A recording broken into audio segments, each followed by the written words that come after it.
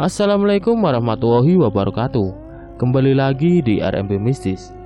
Dan pada video kali ini, portal RMB akan menceritakan kisah pinggir kota dalam kemasan cerita misteri.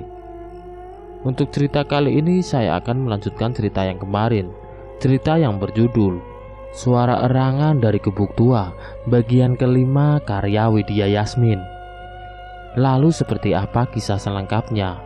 Langsung saja dan selamat mendengarkan.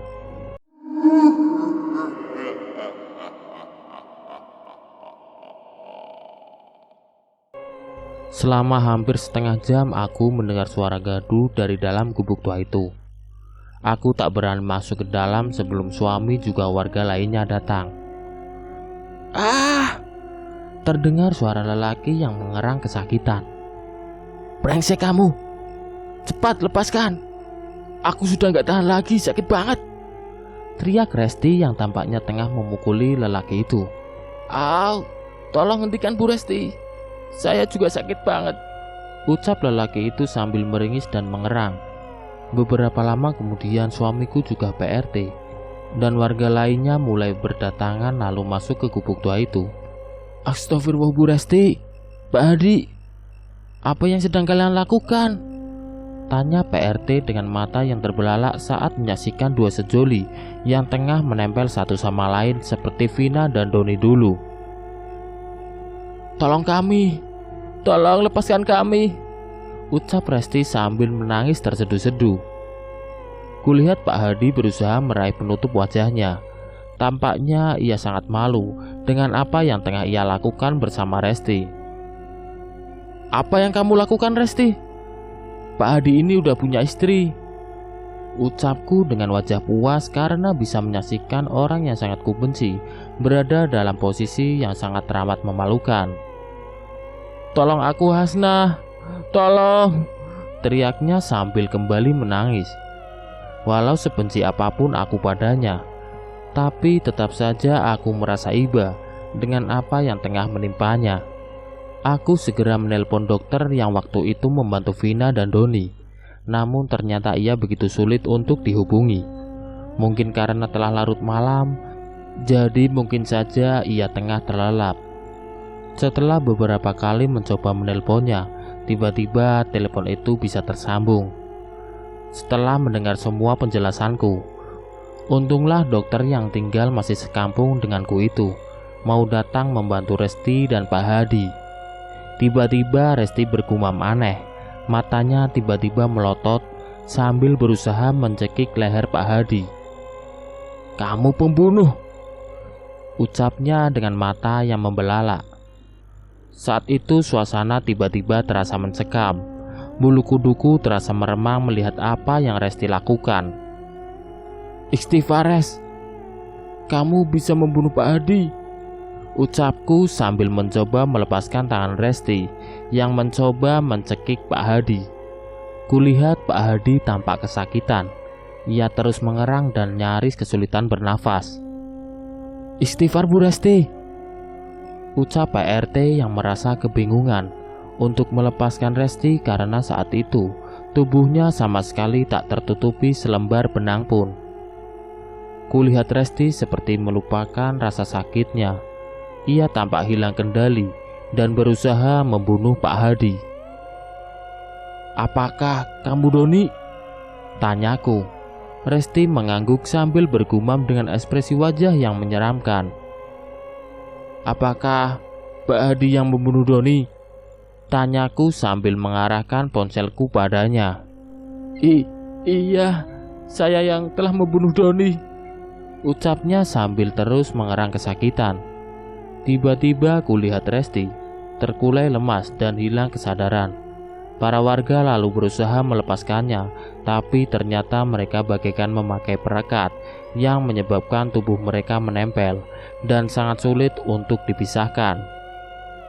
Tanpa berpikir lama, aku segera menelpon polisi yang waktu itu menyelidiki kasus Doni.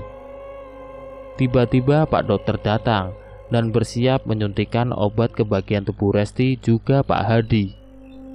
Ada rasa khawatir di hatiku karena Resti tak juga bergerak.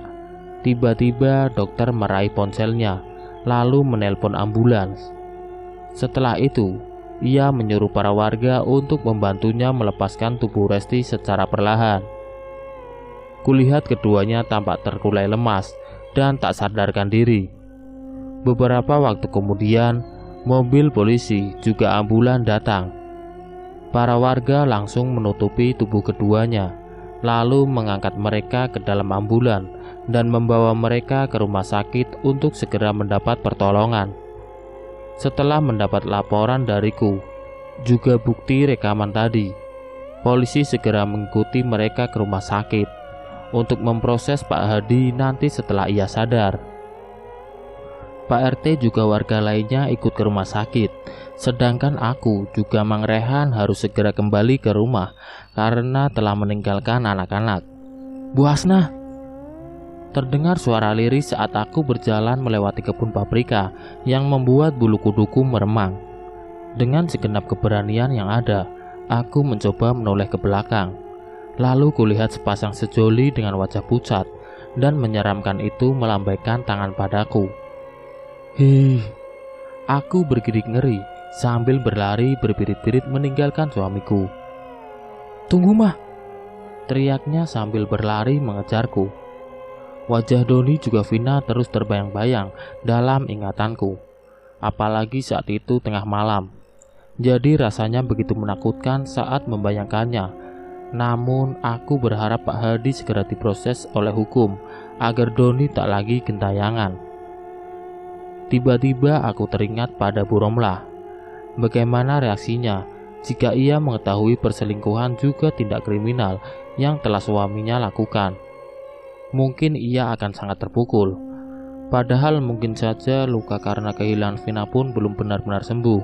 Rasanya aku sangat tak tega dengan semua rentetan tragedi yang harus ia terima. Beberapa hari kemudian Pak Hadi juga Resti telah sadar dari masa kritisnya. Mereka akhirnya bisa sadar dari koma yang terjadi selama beberapa hari. Pak Hadi langsung diproses hukum dan mendekam di penjara. Sedangkan Resti juga putranya langsung pergi menghilang entah kemana. Tampaknya ia pergi ke tempat yang jauh karena tak kuasa menahan malu jika harus menetap di rumah itu. Kebun paprika itu lalu diserahkan pada orang kepercayaannya untuk dikelola, sedangkan rumahnya kembali dikosongkan. "Mah, Reno sedih banget deh karena Revan harus pindah lagi," ucapnya suatu hari saat mengetahui bahwa sahabatnya itu tak lagi menjadi tetangganya. "Teman Reno di sekolah kan masih banyak," ucapku berusaha menghiburnya. Apa yang Resti lakukan padaku memang pernah melukai hati ini. Apalagi ia pernah mengaku-ngaku bahwa Revan adalah anak Bang Rehan. Tapi kenyataannya suamiku berani bersumpah bahwa ia tak pernah macam-macam dengan Resti, apalagi memiliki anak darinya. Sudahlah, mungkin awalnya Resti berusaha menghancurkan rumah tangga kami. Tapi untungnya, semua usaha yang ia lakukan tak berhasil. Hingga Allah mengkhianatkan ia, dan akhirnya ia menghilang dari kehidupanku. Beberapa waktu kemudian, para warga berinisiatif untuk merubuhkan gubuk tua itu. Tapi lagi-lagi usaha mereka gagal karena banyak warga yang kesurupan. Setelah itu tak ada lagi yang berani mendekati gubuk tua itu. Bahkan para pekerja yang ditugaskan Resti untuk mengelola kebun pabrikanya itu tiba-tiba memutuskan untuk berhenti bekerja. Mereka mengaku sering diganggu penghuni gubuk tua itu. Bahkan kerap kali melihat penampakan hantu menyeramkan walaupun di siang hari. Hingga akhirnya kebun itu kembali terbengkalai dan tidak terawat. Beberapa bulan berlalu, aku kembali mendengar suara-suara aneh dari dalam gubuk tua itu. Terdengar suara orang dewasa yang tengah mengobrol, disertai gelak tawa anak-anak dari dalam gubuk. Selain itu, aku juga pernah melihat asap yang mengepul. Aroma nasi liwet juga kerap kali tercium dari rumah itu. Namun, tak ada warga yang berani menyelidiki semua itu. Karena setelah kejadian pembongkaran gubuk yang tak berhasil dan malah berakhir kesurupan masal itu, para warga merasa ketakutan dan tak mau tahu dengan apapun yang berhubungan dengan gubuk tua itu. Aku merasa sangat ganjil dengan semua yang terjadi, karena seharusnya penghuni gubuk tua itu tak lagi membuat kampung kami terasa mencekam setelah Pak Hadi bisa mendekam di penjara. Tiba-tiba aku merasa curiga kalau penghuni gubuk tua itu bukanlah Doni. Saat mengetahui bahwa Pak Hadi yang membunuh Doni, Bu Sri juga Pak Hamdan merasa terpukul dengan semua itu. Ia merasa sangat geram pada lelaki yang awalnya nyaris menjadi besannya itu. Namun setelah Pak Hadi mendekam dengan hukuman 17 tahun penjara, akhirnya mereka bisa bernapas lega. Beberapa hari kemudian, tiba-tiba mereka pamit untuk pindah ke kampung halaman Pak Ramdan yang berada di luar kota. Mereka bilang ingin menenangkan diri dan melupakan semua kepedihan yang terjadi di kampung ini. Saat itu hatiku sangat sedih, karena satu persatu tetangga baikku pindah setelah beberapa bulan berlalu. Situasi kampung kembali mencekam setelah terdengar dari mulut tetangga yang melihat penampakan wanita berambut panjang, memakai daster putih yang tengah menggendong bayi. Rasanya semua itu sangat aneh.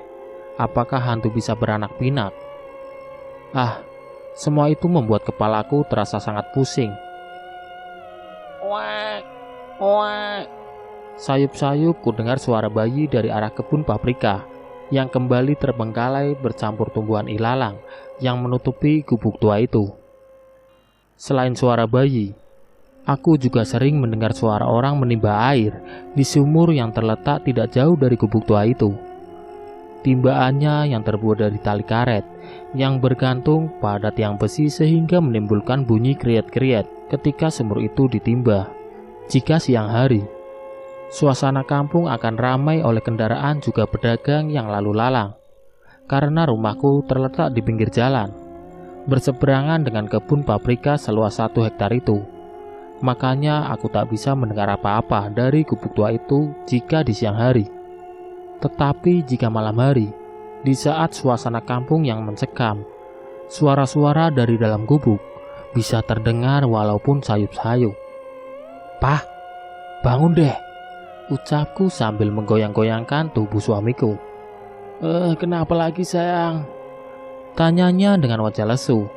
Karena tadi saat pulang kerja, ia sempat bilang kalau di kantornya banyak sekali pekerjaan. "Ada suara bayi dari gubuk tua itu," ucapku. "Sudahlah sayang, jangan kebanyakan halusinasi. Ya nggak mungkinlah di sana ada bayi. Apa jangan-jangan kamu berpikir bahwa Doni dan Vina bisa memiliki bayi?" ucapnya dengan mata yang masih tertutup. Tak ada yang bisa aku lakukan selain kembali tidur. Apalagi saat kulihat jam dinding yang menunjuk ke angka 12. Aku tak lagi berani untuk mendengarkan suara-suara aneh itu. Keesokan harinya, terdengar kabar dari mulut tetangga bahwa ada warung soto baru yang sangat laris manis dan selalu dipadati pembeli. Karena penasaran, aku juga suami segera pergi ke warung soto yang terletak di simpang jalan raya. Warung soto kecil berbentuk persegi itu begitu ramai dan dipenuhi pembeli, sehingga aku dan suami tak bisa masuk ke sana. Dari jauh kulihat seorang lelaki tengah meracik soto, juga seorang wanita yang bolak-balik menghidangkan soto di setiap meja sambil menggendong bayinya dengan kain jarik. Tidak jauh dari mereka, kulihat 3 anak kecil tampak duduk di sudut ruangan sambil memperhatikan orang-orang yang tengah menyantap soto. "Ayo, kita cari yang lain aja. Soalnya warung itu penuh banget," ujar suami sambil menggandeng tanganku. Aku mengangguk lalu naik ke motornya sambil menggendong anak bungsuku. Sedangkan Reno dan Randy kutinggal di rumah karena mereka telah terlelap. Tiba-tiba terdengar suara tangisan bayi di warung soto itu. Suara tangisan itu sama persis dengan suara yang kudengar dari gubuk tua itu. "Suara tangis bayi kan semuanya sama," ucap suamiku saat aku menceritakan tentang suara tangis bayi itu. Aku hanya menghela napas dan malas untuk berkata-kata lagi, walaupun kekepoanku kembali meronta-ronta untuk segera menyelidiki gubuk tua itu. Malam itu suasana kampung begitu sunyi dan senyap. Tiba-tiba terdengar suara yang tak asing bagiku. "Teh sate, teh sate." Terdengar suara Mas Edi disertai kerincing lonceng khas tukang sate. Setelah menghilang beberapa bulan sejak kejadian konyol itu, pedagang sate berkumis tebal itu kembali terdengar lagi. Sebenarnya aku ingin sekali membeli satenya, tapi karena perutku sudah sangat kenyang, akhirnya aku hanya mengabaikan suara teriakan khasnya yang menawarkan sate. "Wah, kuntilanak!" teriaknya hingga memecah kesunyian malam. Saat mendengar itu, aku dan suami segera keluar rumah untuk memastikan apa yang terjadi. "Ada apa, Mas Edi?" tanya suamiku saat melihat pedagang sate yang tengah gemeteran sambil menutupi matanya itu. Ada kuntilanak gendong bayi," sahutnya sambil bergidik ngeri. "Hehehe, bukankah dulu Mas Edi pernah nganu sama kuntilanak penghuni gubuk tua itu? Jangan-jangan dia udah melahirkan anak Mas Edi," ucap suamiku sambil terkekeh. "Pak Rehan, jangan sembarangan. Masa kuntilanak bisa ngelahirin?" ucapnya dengan wajah yang semakin ketakutan. Ucapan papa ada benarnya juga. Kemungkinan dia mau minta pertanggungjawaban dan menunjukkan bayi kalian, ucapku sambil menahan tawa. Kulihat tubuh Mas Edi semakin gemeteran. Ia termenung dengan ucapanku seolah tengah membayangkan apa yang ia lakukan dengan kuntilanak itu beberapa bulan yang lalu. Memangnya kuntilanak bisa ngelahirin? Soalnya tadi dia melambaikan tangannya sama saya. Serem banget. Rambutnya panjang lagi. Terus wajahnya putih kayak pakai terigu, ucapnya sambil bergidik ngeri dengan tubuh gemeteran. "Ngomong-ngomong, kenapa Mas Edi bau pesing?" tanyaku sambil menutup hidung. Rupanya Mas Edi ngompol," ucap suamiku sambil tertawa terpingkal-pingkal menunjuk celana tukang sate itu yang telah basah. Tanpa banyak bicara, ia langsung tancap gas dan meninggalkan kami yang masih menertawakannya. "Pah, memangnya hantu bisa beranak?" tanyaku yang tiba-tiba serius setelah Mas Edi pergi. "Ya nggak mungkin lah," jawab suamiku sambil menahan tawa. "Terus kenapa banyak orang yang pernah melihat penampakan hantu wanita yang menggendong bayi?" tanyaku dengan wajah penasaran. "Sudahlah, jangan kepo. Ayo kita masuk saja," ucapnya sambil menarik tanganku masuk ke rumah. "Apa jangan-jangan Vina menculik bayi orang?" tanyaku. "Rasanya di kampung kita nggak ada bayi. Walaupun ada yang kehilangan bayi, sudah pastilah warga akan ricuh dan berusaha mencari bayinya," ucap suami lalu mengunci pintu rapat-rapat. Aku tak bisa berbicara lagi saat suami mendorongku ke tempat tidur, lalu membekap mulutku dengan mulutnya. Pagi itu, tiba-tiba kulihat sesosok anak kecil tengah bermain di antara tumbuhan ilalang yang telah meninggi. Karena penasaran, aku segera mengendap-endap masuk ke kebun terbengkalai itu. Anak itu tiba-tiba menghilang entah kemana. Tumbuhan ilalang yang telah meninggi membuatku kesulitan untuk menemukannya. Suasana pun menjadi hening dan mencekam. Tiba-tiba bulu kuduku terasa meremang. Tiba-tiba terdengar suara bayi dari dalam rumah. Dengan mengumpulkan semua keberanian, kulangkahkan kaki menuju gubuk tua itu. Kalaupun benar, di dalamnya ada kuntilanak dan anak bayi, aku akan berusaha memberanikan diri untuk meminta bayi itu. Kasihan sekali jika seorang bayi diasuh oleh makhluk halus.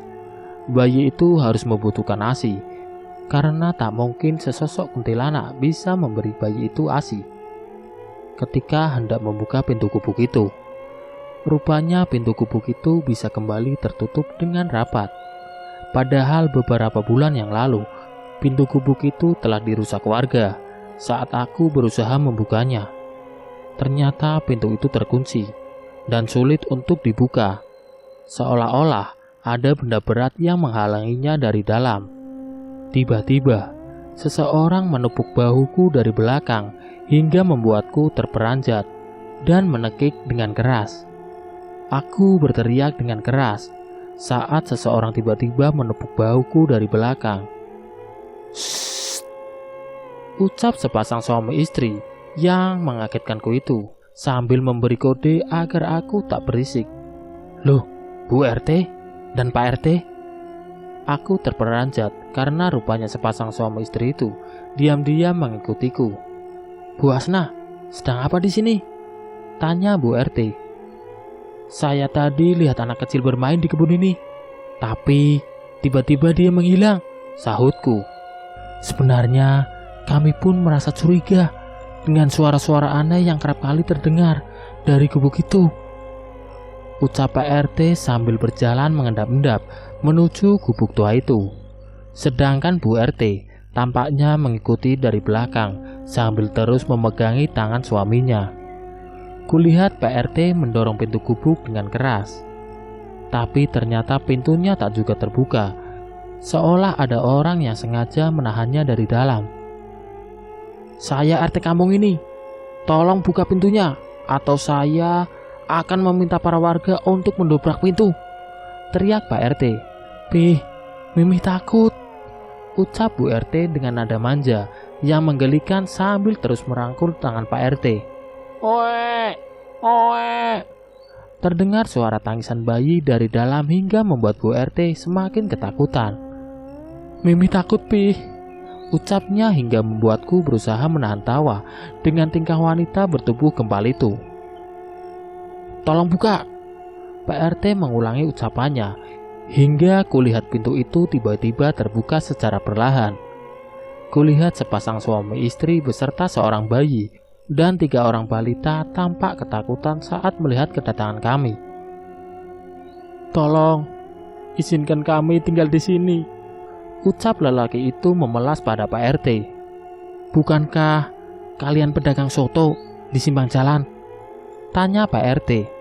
Kulihat mereka mengangguk dengan raut wajah was-was. "Mengapa kalian tinggal di sini?" tanya Pak RT. Wanita itu lalu bercerita panjang lebar tentang kehidupan mereka yang begitu sulit. Diusir dari rumah orang tua si istri, dan juga diusir dari rumah orang tua suami. Selain itu, ia juga bercerita kalau mereka tak sanggup membayar kontrakan, makanya mereka terpaksa tinggal di gubuk tua itu. "Lagian, udah tahu kehidupan kalian sulit, tapi kok hobi banget bikin anak," aku terperanjat dengan ucapan wanita bertubuh gempal itu. Sebagai istri dari seorang ketua RT, harusnya ia bisa menjaga mulutnya. "Tolong, izinkan kami tinggal di sini." Sekali lagi mereka memelas tanpa memperdulikan ucapan Bu RT yang terkesan julid. "Tapi keberadaan kalian sudah meresahkan banyak warga. Mengapa kalian harus menakut-nakuti warga dengan berpura-pura menjadi hantu?" ucap Pak RT dengan wajah geram. "Sekali lagi, kami mohon maaf. Kami terpaksa melakukan itu agar kami bisa menempati rumah ini," ucapnya dengan wajah bersalah. Setelah itu Pak RT mengumpulkan para warga untuk bermusyawarah.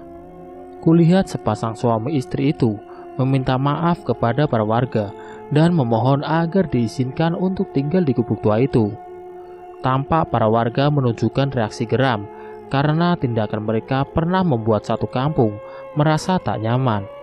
"Sebenarnya saya tidak memiliki wewenang untuk mengizinkan kalian tinggal di gubuk ini, karena gubuk juga kebun ini milik Bu Resti," ucap Pak RT. "Setahu saya Resti sudah pindah ke luar negeri. Soalnya saya sempat melihat postingan di sosial medianya bahwa ia telah berada di negara tetangga," ucapku. "Memangnya kalian tidak takut tinggal di gubuk ini? Soalnya di gubuk ini pernah terjadi bunuh diri dan pembunuhan," ucapnya sambil bergidik ngeri. "Kami sudah tak takut dengan hantu, karena kami pernah juga tidur di pemakaman Cina, tidur di emperan toko, berpindah dari rumah 01 ke rumah kosong lainnya," ucap pedagang soto itu hingga membuatku terenyuh. "Makanya, punya anak jangan banyak-banyak. Susah kan hidup kalian?" ucap Bu RT dengan wajah sinis. Kami juga pernah tinggal di warung soto kami, tapi anak kami pernah digigit tikus got. Hingga akhirnya kami memutuskan untuk mencari tempat tinggal yang lebih aman, ucapnya dengan wajah pilu. Warung soto mereka memang terbuat dari tenda berbentuk persegi yang terletak tidak jauh dari got yang telah ditutup. Tapi tikus-tikus masih bisa saja keluar dari sela-sela got yang tak tertutup dengan rapat. Hatiku terasa tersayat-sayat membayangkan nasib 3 bocah yang usianya tampak hanya selisih 1 tahunan itu, terutama nasib bayi yang masih dalam gendongan si ibu. Tampaknya hati para warga pun mulai melunak setelah mendengar penjelasan sepasang suami istri itu. Banyak di antara mereka yang merasa iba dan meminta Pak RT untuk mengizinkan keluarga itu tinggal di sana. Baiklah, saya izinkan kalian tinggal di gubuk ini. Tapi jika pemiliknya tiba-tiba menggunakan tanah ini, maka kalian harus segera pergi, ucap Pak RT.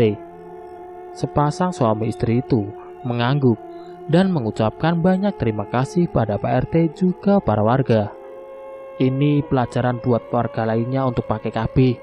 Lihat dia, hidup susah begitu anaknya sampai sebanyak itu, kan kasihan, ucap Bu RT hingga membuat wanita itu tertunduk dengan wajah pilu. Kulihat warga lainnya hanya tertawa mendengar ucapan Bu RT yang begitu julid. Aku yang memiliki rumah yang nyaman pun memang seringkali mendapat nyinyiran dari tetangga karena banyak anak. Ngomong-ngomong, nama kamu siapa? Tanya Bu RT tiba-tiba. Saya Ratna, Bu, ucap wanita bertubuh kurus itu. Ngomong-ngomong, daging soto yang kamu buat bukan dari daging tikus kan? Kalau saja saya tahu latar belakang kehidupanmu dari awal, saya nggak akan mau beli sotomu, ucap Bu RT tanpa memperdulikan perasaan wanita itu.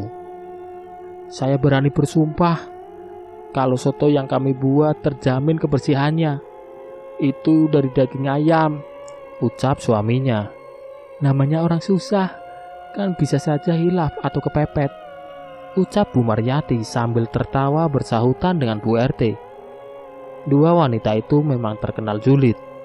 Aku yang tinggal sekampung dengan mereka tak pernah mau akrab karena sikapnya yang tosik. Sudahlah Bu, ayo kita pergi, ucap Pak RT sambil mengajak istrinya itu pergi.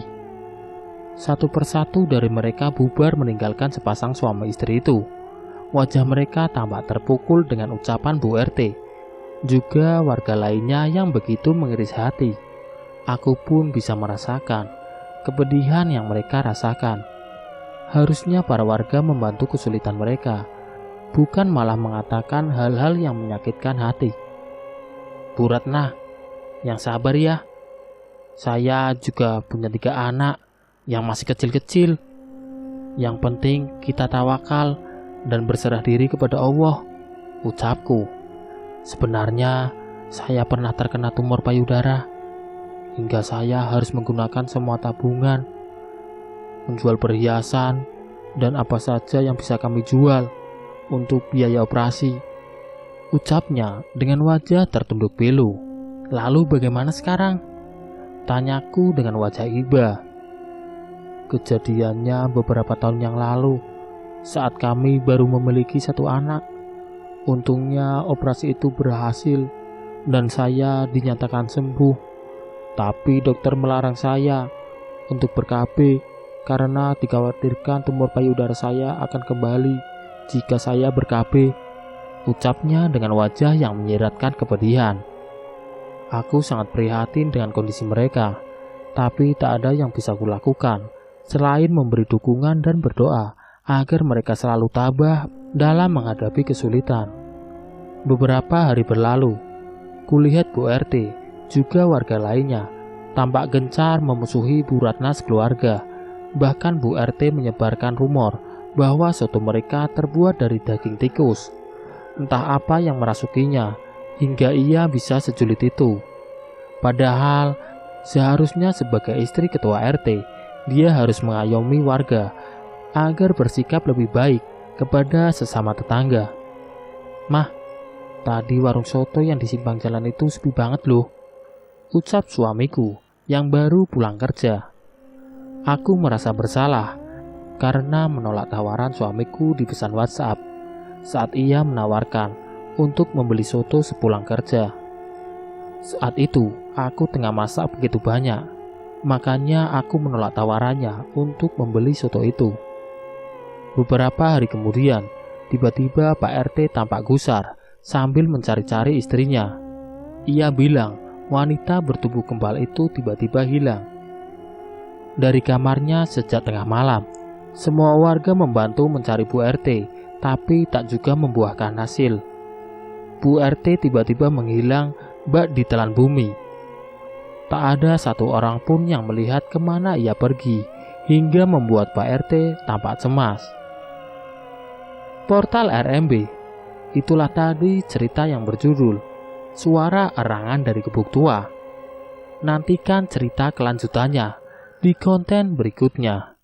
Sekian. Wassalamualaikum warahmatullahi wabarakatuh.